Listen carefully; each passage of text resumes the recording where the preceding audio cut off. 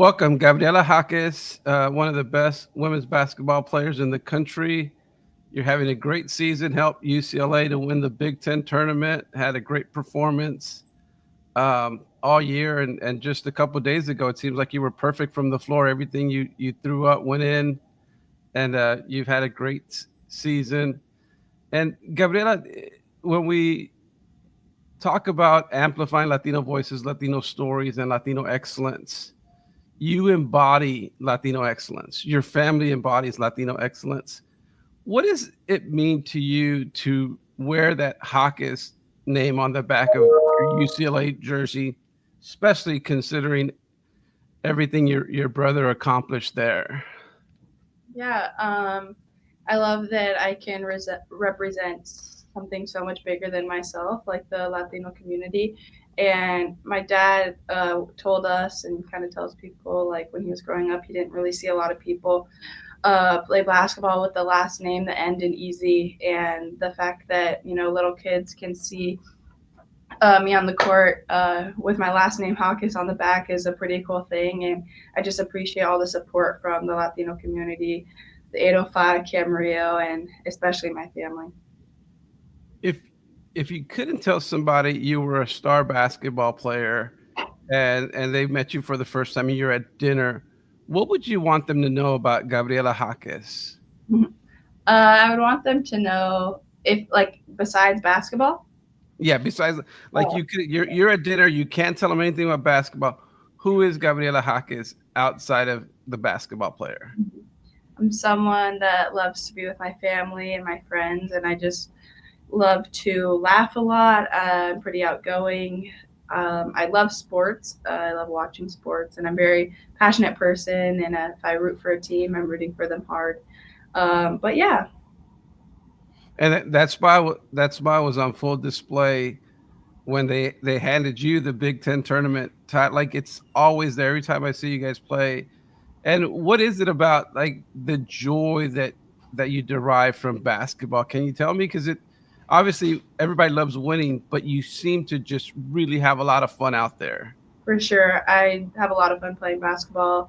I love the sport, and I think it's really important to have fun while you're playing the game.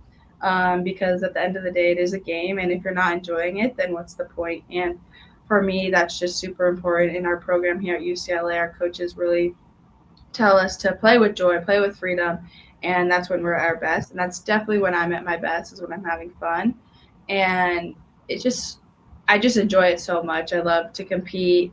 Um, it's just so much things about basketball that I love so much, and I love cheering my teammates on when I'm not in the game, when I'm in the game. Like, there's times where I'm running down the court, I'm just like, this is so fun. But yeah, it's just been a great year so far with these group of girls, and I've been having a blast. You guys have already made history this year, but I'm sure you're hungry for more history, like the first overall number one seed in school history. What? How do you guys, chase those goals while still maintaining kind of like staying on an even level there? Yeah, it's really great that we've had a historic year for our team for UCLA women's basketball. But you know, we're we're not content with that. We still have four more games to play, and we're just ready to compete every chance we get. And I think that, you know, after the season, we can take a look back and acknowledge all that we have accomplished, and still at the same time understand now that we are a great team and we've earned what we've got, and no one can take that away from us. And at the same time, continue to work hard because the season's not over yet. But our coaches do an amazing job at giving us tools to train our mind in ways that we are ready to compete and we can acknowledge what we have done so far. What has been the biggest influence for you in your life? Like, what would you cite as the biggest influence? I would say my family, my parents and my brothers. Just both my parents played college basketball, and they both went to community college first, and they really just worked really hard to chase the careers they wanted and to raise three kids, and they were always so busy. And then just to grow up to see my older brother play basketball, and we would travel all the time, and me and my little brother would go to all his games. And I just appreciate what my family has done for me in my career of basketball, because I wouldn't be here without them, and especially my parents taking me to all my games and my brothers coming and supporting. So yeah. I've talked to your dad quite a bit over the last 4 years, and one thing that he would tell me that really stood out, and as a parent of three daughters, that I think is important for me, and it shows for your family how important it is for them. But he tells me that he's never missed your games. Like he's always made it a point that somebody's at either when college, either Jaime's game or there's some family there. How important is it? And is there like some tradition? I know every time I walk into the soccer, my kids look. Do you guys have some? How do you know when your mom and dad are there, and do you guys have a sign for each other, or do you look out for them to see where they're at? Yeah, I definitely look out for my parents to, you know, see if they're there and make sure they got here. But yeah, I just appreciate how my parents really try to make every single game they can. And at times it can be tough when there's three kids that all play sports and how to manage that. So if my parents can't come, they're at my brother's games. I have my grandparents, aunt or uncle, cousins, and always showing support, which I appreciate more than ever. And yeah, I always see my parents in the stands. My mom's usually waving all big, like "hi," and I wave back, and my dad's just like gives me a head nod that he's sees me. But yeah, at Poly they always sit in the same places, and then when they come to away games, they're usually right behind the bench, so it's easy to find. What does it mean for you to be a Latina? I know we addressed this a little bit, but be bicultural, but to be a Latina, what does that mean to you, Hmm. if anything? Yeah, it means a lot. I love my Mexican culture, my Mexican heritage. I um, love how much my family just supports me, and that is ingrained in the Mexican culture. Is family is a huge piece of that, and how we all gather together and have parties for any little occasion and always come together with food. And my family in Mexico is always so supportive of me and my family, and that's just amazing just to see the support all the way in another country. And yeah. I talked to your dad in the summer where he was in Mexico City, and he obviously takes a lot of pride in your brother and you having represented the Mexican national team. And I know at one point we were talking because there's like a star high school kid from New Mexico. Like, is Bella Hines Mexican or is she not Mexican? So then I texted with your dad, and then I text Bella Hines' dad, and like she is Mexican. And what does it mean to represent the Mexican national team and to like help that program grow? Yeah, it's been great to play on the Mexican national team. My experience this past summer was an amazing one, and I'm just so thankful for all my teammates that welcomed me with open arms. The coaching staff were just tremendous people and great coaches, and I learned a lot. And just to play on another team, I haven't done that in a while, but to play for Mexico and play for a whole country and to have, the whole country support was just so amazing. And I'm so honored that I can wear that jersey and play for them. Do you think it helped you prepare you for this season? Because you're playing against like kids that are adults, like women who are, they're out of college. And did that make you stronger in any way? Did it make you faster? How did that help you?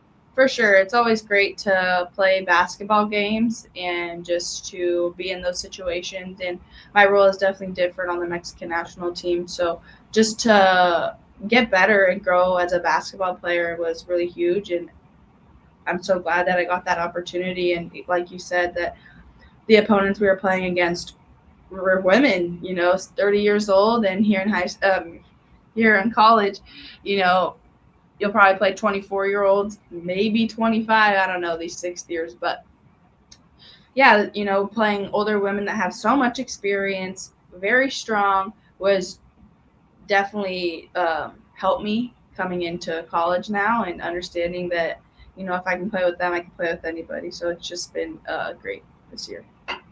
What advice would you give young athletes, like kids 12, 13, 8, 15, what advice would you give them?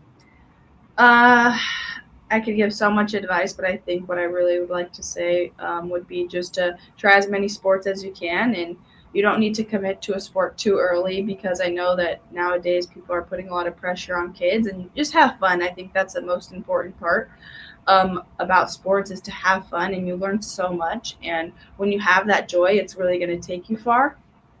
And just continue to work hard. That's just you know no one's going to stop you from working hard. That's what you can control, and I think that's super important. Before I get to the final question, I'm going to ask you two UCLA specific questions, Jaime Jaquez specific questions. Where were you when your brother got to the Final Four? Because I know your younger brother was playing a high school football game, right? And your parents, where were you, and what do you remember from that experience and that chase to the Final Four?